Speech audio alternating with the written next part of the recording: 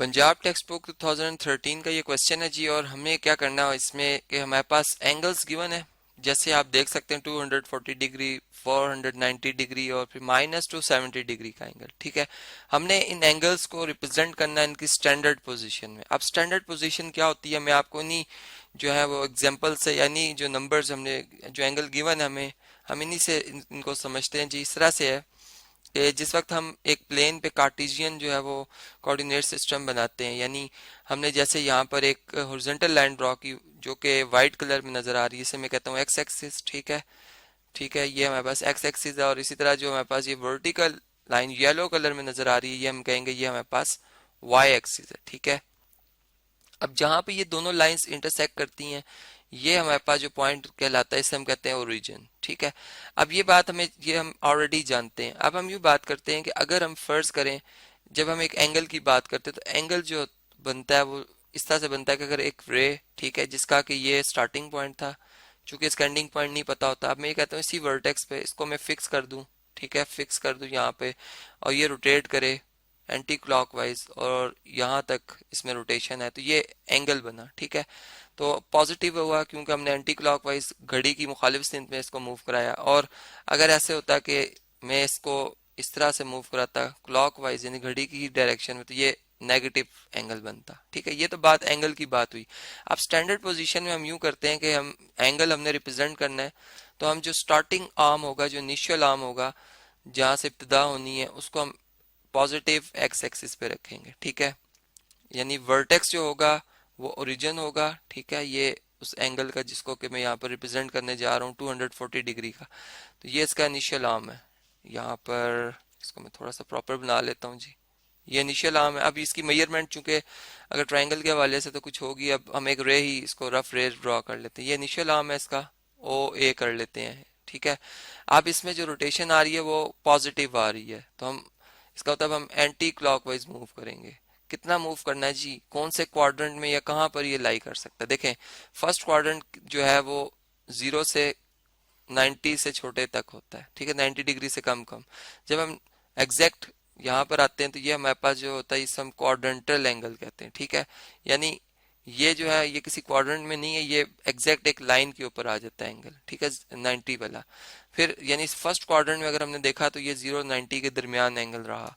फिर अगर हम 90 से ज्यादा आगे आते हैं तो हम सेकंड क्वाड्रेंट में आ गए, लेकिन सेकंड क्वाड्रेंट की हद 180 डिग्री से पहले पहले तक। जैसे ही हम 180 डिग्री पे आएंगे क्वाड्रेंटल एंगल आ जाएगा, नहीं हम लाइन के ऊपर आ जाएंगे। ठीक है, और फिर इसी तरह 180 से आगे निकल जाएं तो यहाँ तक जो है ये जो येलो कलर की लाइन, यहाँ तक ये 270 डिग्री बनता है। ठीक है, अब हमारा एंगल जो है वो 270 से कम है। ठीक है, कितना कम है जी, 30 डिग्री कम है।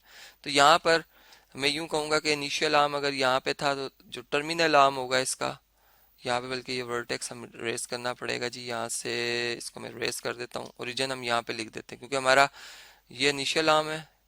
ठीक है, यहाँ पर इस तरह से, और हमारा जो टर्मिनल आर्म आ रहा है वो थर्ड क्वाड्रेंट में आ रहा है। और यहाँ पर वो जो एंगल बना रहा है वो कितना बना रहा है जी, यानी 180 में अगर आप 60 ऐड करें तो ये बनता है जी 240। ठीक है, तो यहाँ से इस तरह से हम शो करेंगे कि यहाँ से लेकर यहाँ तक हम आए, तो ये जो एंगल बना यहाँ पे आके ये 240 डिग्री बना। बाकी जो रिमेनिंग है ये 30 डिग्री अगर मैं इसमें शामिल कर दूं तो ये 270 पूरा हो जाता है। ठीक है, तो ये हमने इस तरह से इसका जो ये स्टैंडर्ड पोजीशन में एंगल था उसको रिप्रेजेंट किया। ऐसे ही अगर इस इधर 490 डिग्री की बात की जाती है तो ये बात हम जानते हैं, जब एक रोटेशन कंप्लीट होती है तो ये 360 डिग्री का एंगल बनता है। ठीक है, इसका मतलब जो हमारा ये एंगल है ये 360 से ज्यादा है। कितना ज्यादा है जी, इसको हम कैलकुलेट करते हैं।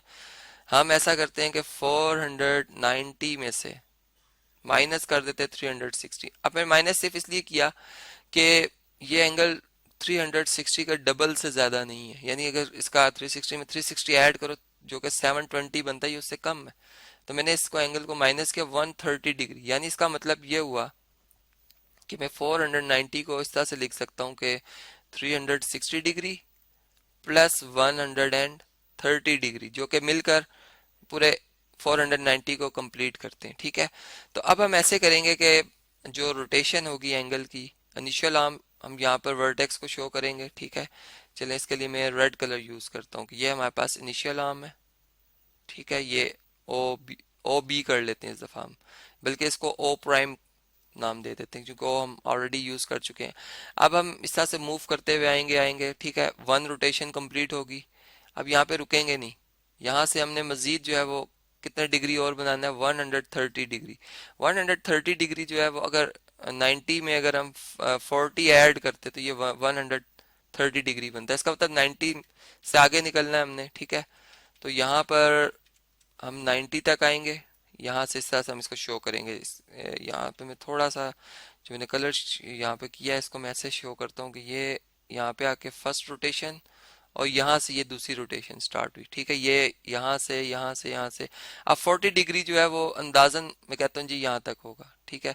यानी अगर यहाँ से हम काउंट करें तो 50 बनना चाहिए, तो 40 जो है अंदाजन ये है। और ये इसका जो है इस तरह से ये आर्म जो बनेगा ये इसका टर्मिनल आर्म कहलाएगा, जिसको मैं ओ सी कह देता हूँ, ठीक है। यहाँ पर हम चलें इसे ओ डी कह लेते हैं। ये टर्मिनल आर्म था, इधर टर्मिनल आर्म यहाँ पर आ रहा है। तो ये इस तरह से हमने देखा कि जो हमारे पास ये एंगल था 490 डिग्री, उसकी जो स्टैंडर्ड पोजीशन है वो क्या बनती है। ऐसे ही अगर हम इस लास्ट जो हमारे पास है एंगल -270 डिग्री, देखिए माइनस का साइन आया, इसका मतलब हम क्लॉक वाइज चलेंगे, क्लॉक वाइज, ठीक है।